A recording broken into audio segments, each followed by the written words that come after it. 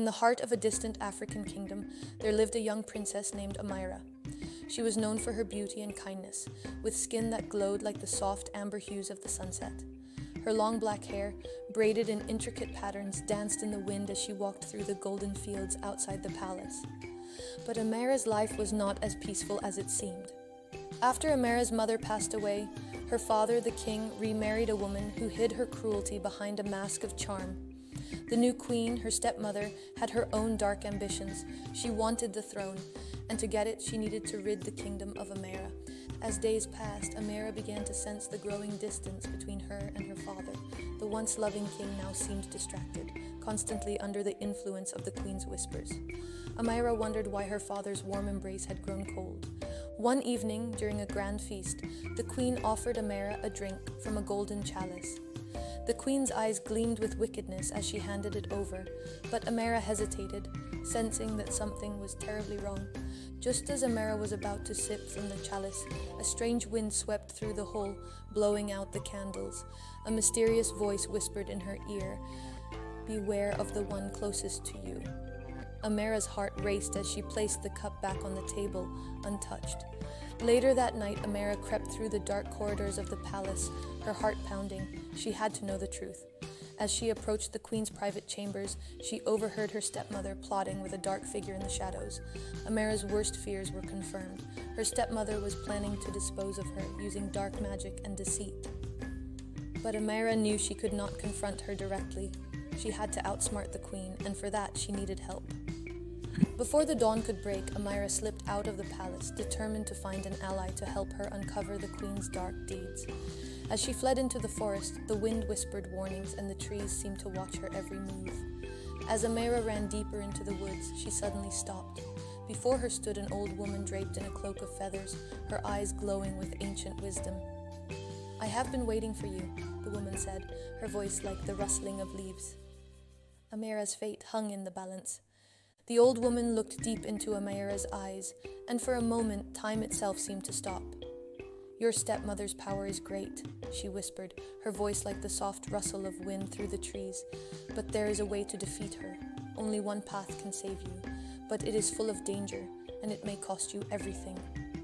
Without a word, the old woman led Amira deeper into the woods, where the trees grew thicker, their branches curling like claws. "There is a hidden path," she said, "a secret your stepmother does not know, but it comes with a price. Are you willing to pay it?" They came to a cave hidden behind a waterfall, the sound of rushing water echoing all around. "Inside this cave," the old woman said, "lies the key to your victory. But beware, once you enter, the queen will know. You will be hunted." Inside the cave, Amira discovered an ancient mirror, its surface glowing faintly with a strange light. "This mirror," the old woman said, "will show you the truth of your stepmother's magic, but it will also reveal something about you, something you may not want to know." As Amira looked into the mirror, a vision appeared. She saw her father, the king, lying motionless on his throne, with the queen standing over him, her eyes filled with triumph. Amira's heart raced. Was this the future, or had it already happened? Trembling, Amira turned to the old woman. "Is this my future?" she asked, her voice barely above a whisper. The old woman's eyes softened. "It is one possible future," she replied, "but you can change it, if you are brave enough." Meanwhile, back in the palace, the queen stood in her private chamber, surrounded by dark symbols and candles. She had felt a shift in the air. She knew Amira was close to discovering her secrets. "Foolish girl," she hissed, "you won't escape me." The queen's dark magic sent a wave of fear through the forest. Amira felt it like a cold shiver down her spine. The old woman turned to her with urgency. "You must leave now. She will stop at nothing to find you." Amira ran through the forest, her heart pounding in her chest. The queen's magic was spreading, twisting the trees and filling the air with an ominous chill. Every step she took felt like the queen's eyes were on her. Just as Amira thought she could run no further, she came to a crossroads. The path split into three, each more dangerous than the last. Amira hesitated, unsure of which way would lead her to safety. The wind whispered her name, and the trees groaned as if alive. Behind her, the queen appeared like a shadow, her eyes glowing with dark magic. "There's nowhere left to run, child," she sneered.